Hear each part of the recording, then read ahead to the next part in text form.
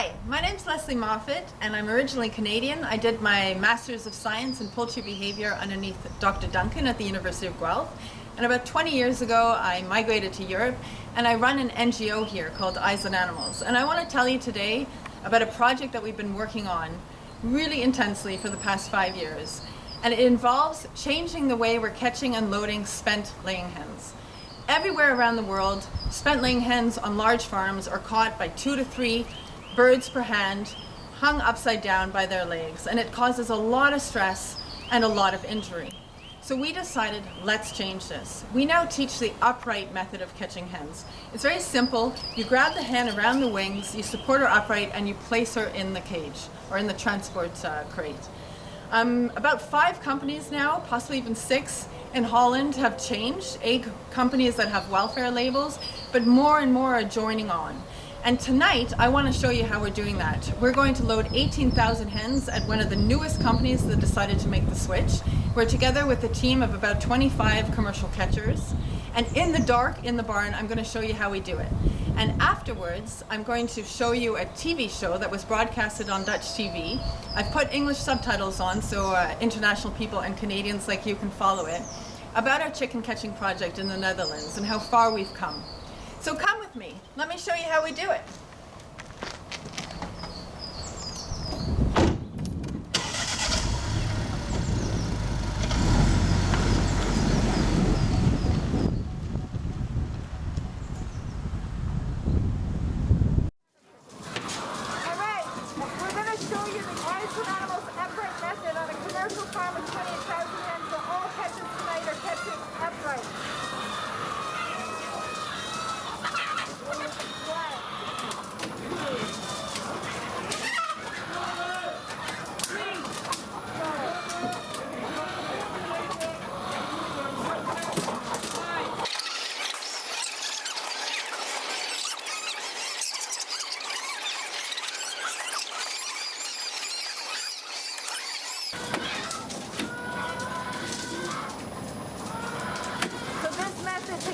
Twice as long, but with twice as many catchers, you're just as efficient.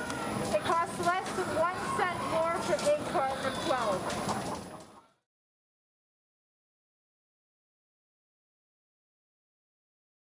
Nou, de kippen die al deze eitjes leggen voor ons paasontbijt morgen, die worden als ze zo'n 1,5 jaar zijn geslacht, omdat ze niet productief genoeg meer zijn.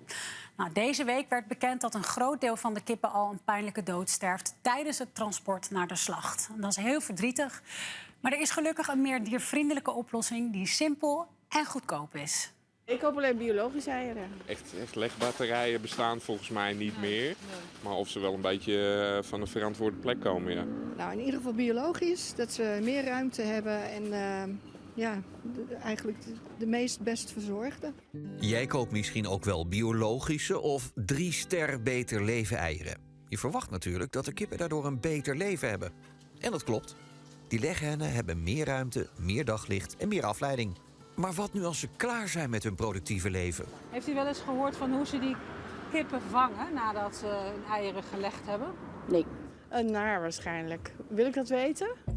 Als kippen na 1,5 jaar zijn uitgelegd, worden ze gevangen om naar de slachterij te gaan.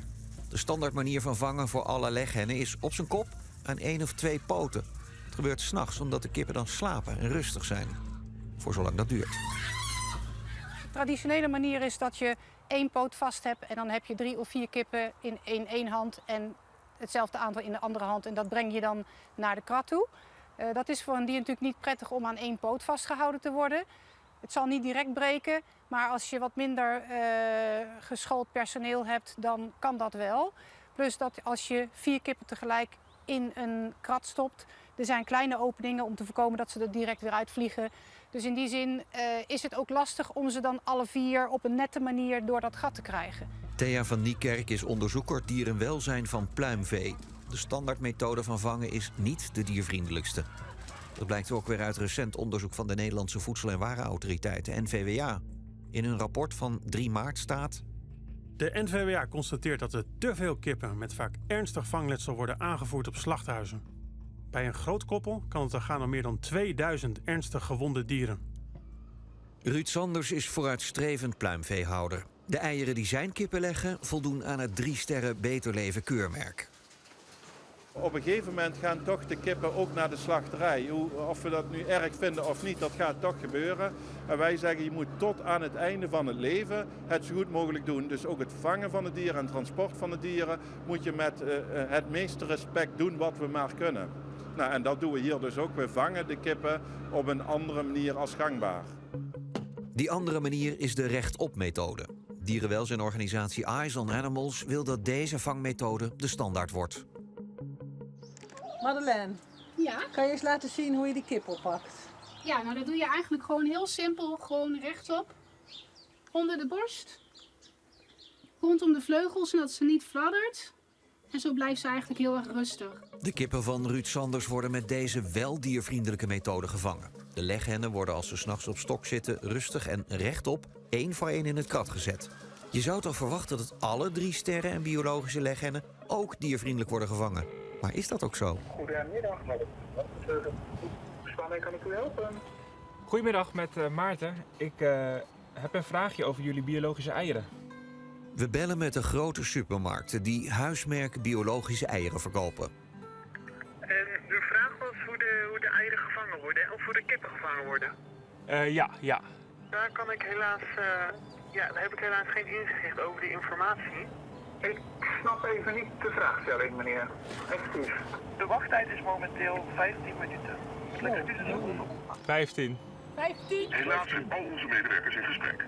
Helaas, om te informeren, helaas hebben wij van de klantenservice deze informatie niet. Wat er specifiek met deze kippen zou gebeuren, nee, dat antwoord moet ik u echt schuldig blijven. Oké.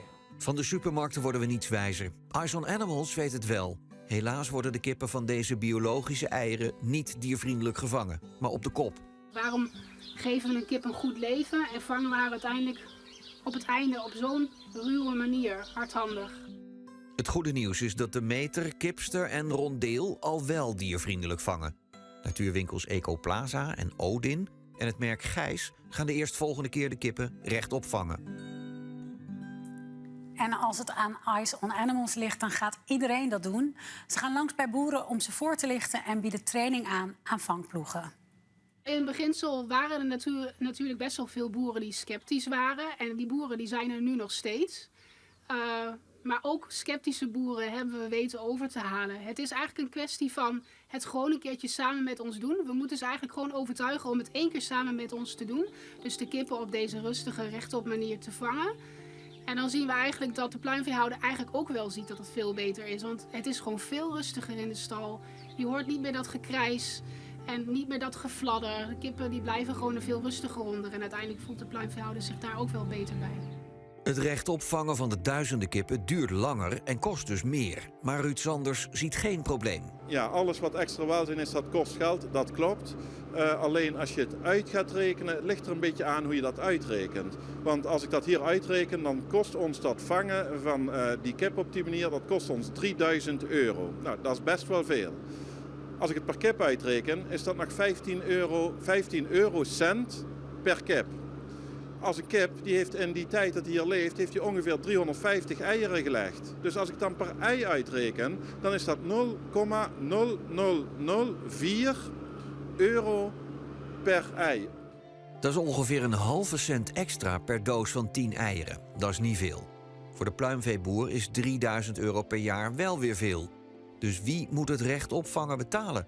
Agrarisch bedrijfseconoom Henk Hogeveen keek naar de verschillen tussen scharreleiprijzen en de biologische eierprijzen. Als we dezelfde soort kosten nemen, met dezelfde soort marges nemen, dan zou een biologische ei in de retail een stuk goedkoper zijn dan het nu is. Hoeveel meer goedkoper? Dus dan zou dat 28 à 29 cent moeten kosten. Terwijl we zeg zo'n 9 cent betalen. En dat is een fors verschil. Waar verdwijnen die 10 centen heen dan? Nou ja, die zitten dus ergens in marges of in winst. Het lijkt er sterk op dat het woord biologisch de supermarkten 10 cent extra per ei oplevert.